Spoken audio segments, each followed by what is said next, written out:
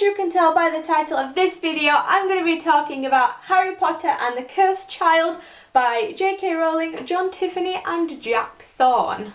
Now, I know you've all probably seen countless videos talking about this book, but it's such a big thing in the book community right now. Harry Potter is important to a lot of people.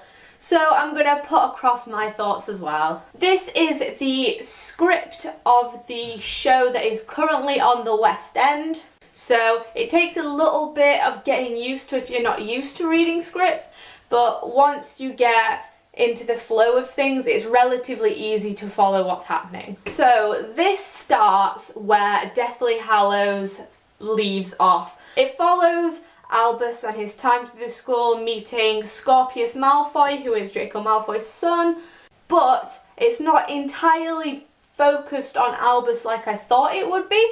You actually get a lot of insight into what the lives of some of the original characters, such as Harry Potter obviously, and how they're doing and what they're up to 20 years later. This has got quite mixed reviews, but having said that, I don't think you can give this an inherently good or inherently bad rating because plays are meant to be seen, not read. So I feel like a lot of the magic and the things that really make this great are the visuals, which obviously you don't get through reading this because you're just reading dialogue prompts and stage directions. I personally liked the story. I preferred part 1 a lot more than I preferred part 2. I feel like part 2 could have done with a lot more work. I do have a lot of issues with things which I'm going to go into in the spoiler section of this video. I feel like we spent enough time with both the new characters as well as the old characters. I have seen a lot of people saying that it's basically like bad fan fiction because Harry, for example, doesn't read as we would expect. He makes decisions in this and says things that are quite out of character for him. But having said that, you have to bear in mind that in this story, Harry is 37 years old, so he's not going to act the same way and make the same decisions that he would when he was a teenager. To sum up in short, I'm sad that it's over, relieved that it didn't tarnish how perfect the Deathly Hallows ending was, because I do feel like this is a solid addition to the timeline. I'm glad that it exists. It would have been nice if it was a book, but I will take what I can get when it comes to more Harry Potter material.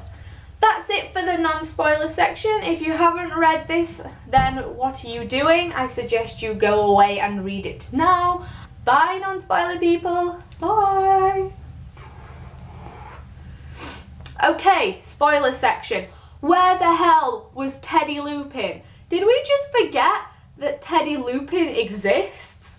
Like, he was such a big part in the last few books, and in this he would be about 19, maybe 20, and I'm sure he got adopted by Neville or Harry. So where was he? Why is there absolutely no mention of this character whatsoever? I swear I'm not imagining that Teddy Lupin exists, but it's a thing that got me so angry about this because where is he? I am not at all surprised that Bellatrix and Voldemort happened. In my mind, that was a thing that at some point happened because she was so determined to please him in any way. So it wouldn't surprise me that that happened. But the timing of them doing the thing, her being pregnant and having this baby, doesn't fit with the canon material of Deathly Hallows, because if you work on a rough timeline with Deathly Hallows, surely she should have been like noticeably pregnant when Harry, Ron and Hermione, Luna and all of that were at Malfoy Manor. Surely that would have been a thing that would have come up. Like, the rumour was bad enough. You didn't need to make it a legitimate thing, which is where a lot of my issues came in with part 2, because it felt like a lot of the things in this were too convenient. Did we just forget that it takes 3 months to brew Polyjuice Potion? suddenly has maybe wizarding, maybe the wizarding world has improved and it takes less time to make things, but continuity. And Hermione's library, where she hid the time turner. She was meant to be the brightest witch of her age, so you would think it would be bloody hard to find anything that she's hidden behind riddles and traps, but these three children just solved it like that. I loved Scorpius and Albus. Their relationship was so good and so nice that, again, it was kind of a parallel with Harry and Draco, because they both had bad things going on.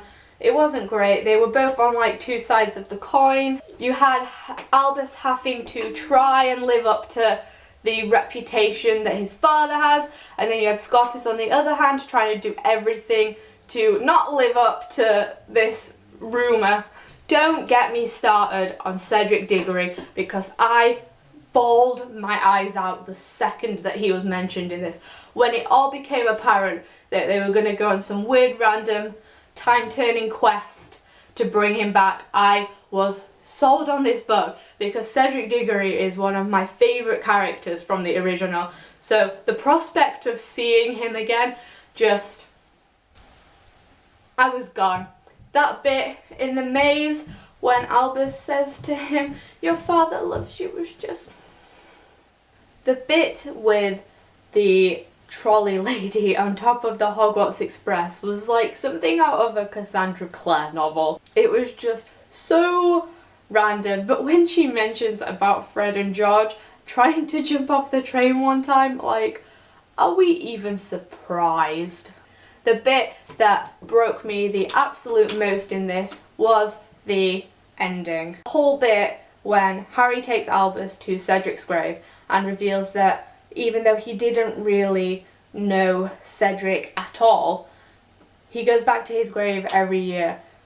And that just, right there in my heart, because he was so affected by what happened with Cedric, and you had the little elements of essentially PTSD in the 5th book, but you never really saw truly how Harry was affected by that.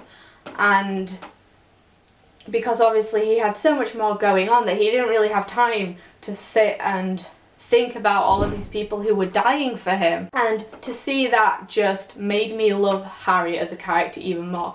The fact that with everything that's going on in his life, 20 years later, he has a family, he has a wife, he has kids, he has his job at the ministry, and he still takes that time out every year on Cedric's death to go back to his grave. And just, thank you. J.K. Rowling, Jack Thorne, John Tiffany, thank you for that moment, because it was so heartbreaking, but it was so beautiful, and it was the perfect way to end this. Let me know in the comments below your thoughts on this. If you have read it, I expect very mixed reviews on this, but let me know either way, and I will see you in a new video soon. Bye!